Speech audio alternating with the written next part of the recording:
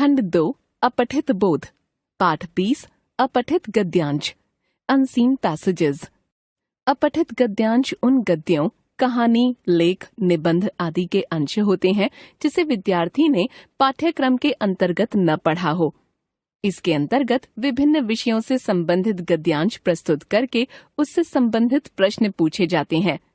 अपठित गद्यांश संबंधी पूछे गए प्रश्नों के उत्तर देने में निम्नलिखित बातों का ध्यान रखना आवश्यक है।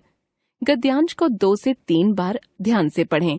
पूछे गए प्रश्नों से संबंधित पंक्तियों को खोजने का प्रयत्न करें। उत्तर अपनी भाषा में लिखें। उत्तर सरल, सबोध और संक्षिप्त लिखें।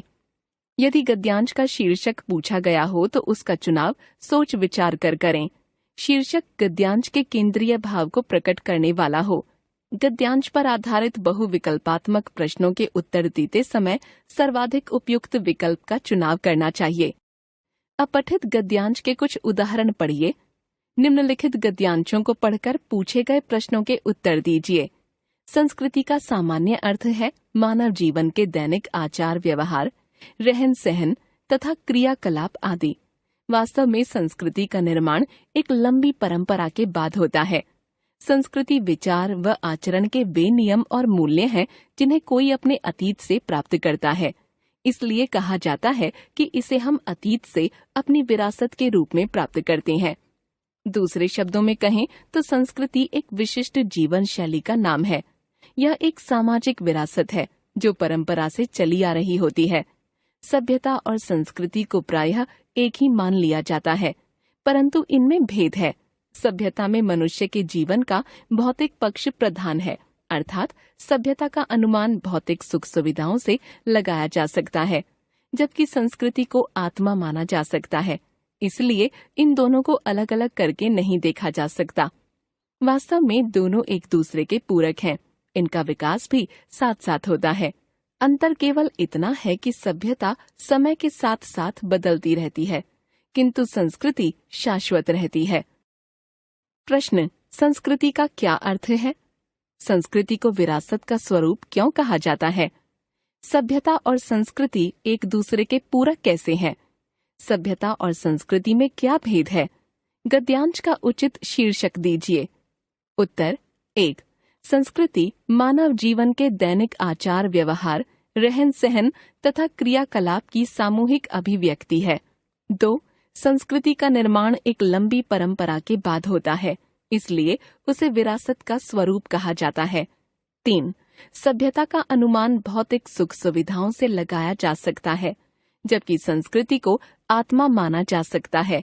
इसलिए सभ्यता और संस्कृति को एक दूसरे का पूरक कहा जाता है। 4. सभ्यता समय के साथ बदलती है, लेकिन संस्कृति शाश्वत रहती है। 5. शीर्षक: सभ्यता और संस्कृति।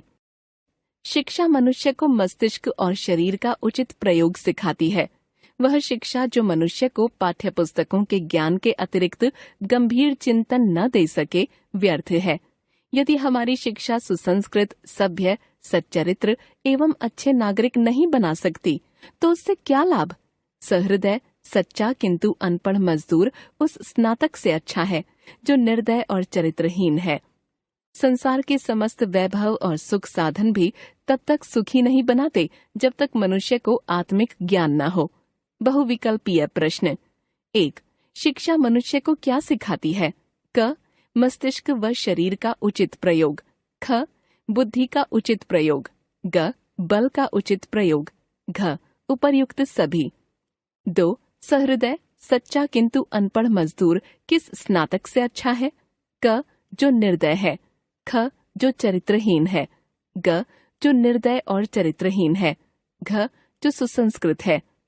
3. वह शिक्षा जो मनुष्य को पाठ्यपुस्तकों के ज्ञान के अतिरिक्त गंभीर चिंतन न दे सके, किस प्रकार की शिक्षा है? क. व्यर्थ है। ख. अच्छी है। ग. आत्मिक ज्ञान देने वाली है। घ. उपर्युक्त सभी। 4. संसार के समस्त वैभव और सुख साधन मनुष्य को कब तक सुखी नहीं बना सकते? क. जब तक वह धनवान न हो। ख. जब तक उसे भौतिक ज्ञान न हो। ग.